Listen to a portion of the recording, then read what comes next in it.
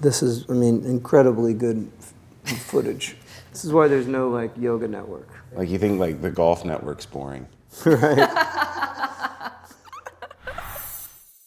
Welcome back to 100 Days. So on day 46, we had a workout with Laura, but rather than the usual exercises, she had us participate in one of her group Sculpt classes. My left arm was still pretty sore, but I was ready for a good workout, so we started out with a warm-up. One of the things that set this class apart from our usual 100 Days activities, we were allowed to listen to music, which makes everything so much better. Plus, remember when I mentioned it was too bad that Chris missed indoor cycling because Carmen played his favorite song by Bruno Mars? Well, he finally got a chance to work out to it because Laura played it. But for copyright reasons, we can't have that music in the background, so you won't be hearing our hilarious quips from this day. Just imagine that I'm saying something incredibly clever right here, and now imagine Chris referencing a movie from 12 years ago that no one else remembers. You want me on that wall. You need me on that wall. We had a few pieces of equipment for our workout, like a pair of dumbbells, a slightly heavier pair of dumbbells, bands, and these steps, and we incorporated a lot of them into the first 15 minutes of class. At this point, I noticed that I was pretty tired, but I kept pushing through. We also used medicine balls, and then more weightlifting, followed by a combination of jumping jacks, high knees, skaters, and then back to high knees. Oh my god, I'm so good at high knees. I'm like an egret wading through a vast marsh. Majestic. Then we did some ab work and used the bands, and then some more weightlifting. And afterwards, Laura had us do stations. We'd rotate from balance balls to wall sits to TRX straps, and in between everything, we'd do a group activity like burpees or squats or something else really fun. I used to call burpees fun sarcastically, but now they're kind of actually fun. And then it was back to abs and some push-ups. This, by the way, was so painful. I mean, if that's how Zac Efron gets his six-pack, I'm not sure it's worth it. I wonder if I could still get a six-pack. Like, hypothetically, is it even possible? I mean, entropy is the nature of the universe, right? Things are always falling apart. So at some point, there is a moment at which it becomes impossible for you to ever again have a six-pack. And I genuinely wonder, am I on the bright or the dark side of that line? Anyway, to learn the answer to that question would require lots of ab work that I'm not willing to do. Right, so then we did some stretching and we were done. It was really nice to mix up our routine and work out in a group, but I do prefer when it's just Chris and me. I find exercise to be kind of intimate, so after 100 days is over, I don't think I'm going to be doing a lot of the larger classes. I prefer to be with people I know really well. But lots of people really thrive in those group exercise settings. It's just like Aaron Carroll said, everything works if you do it. Wasn't it wonderful to be able to work out with music? With music and somebody other than...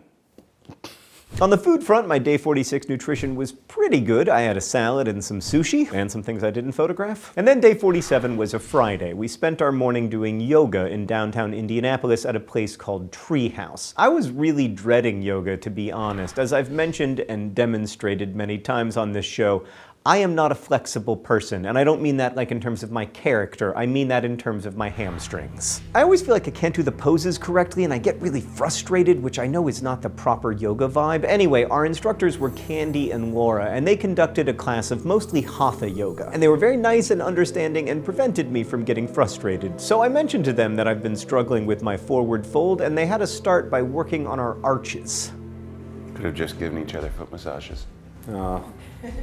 That would have probably made it into the show. We learned 3-part breathing, which is supposed to kick in the parasympathetic nervous system. And then we launched into some poses, and I found that with proper modification, I could do all of them. We covered a lot of the major yoga poses like downward dog, cobra, tree, boat, warrior 2, triangle. Head over to the community tab, by the way, if you're interested in learning more specifics about these.